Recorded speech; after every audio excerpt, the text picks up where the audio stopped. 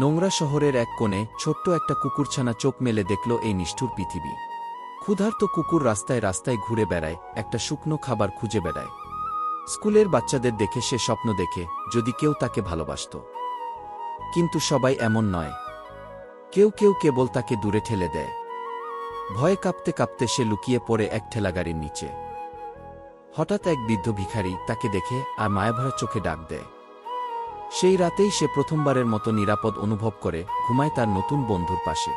তারা একসাথে রাস্তায় ছোটখাটো জিনিস বিক্রি করে, ক্ষুধা ও কষ্টের সঙ্গে লড়াই করে। ধীরে ধীরে কুকুরের বাচ্চাটি বড় হয়, তার জীবনের মানে এখন ওই বৃদ্ধ লোকটি। একদিন সকালে বৃদ্ধ লোকটি আর উঠে না, সে স্তব্ধ হয়ে যায়। মানুষজন পাশ কাটিয়ে যায়, কিন্তু কুকুরের বাচ্চাটি তার পাশে বসে থাকে, চুপচাপ বিদায় জানায়। আজও প্রতিদিন সকালে সে অপেক্ষা করে সেই মানুষটার জন্য, যে একদিন তাকে ভালোবেসেছিল।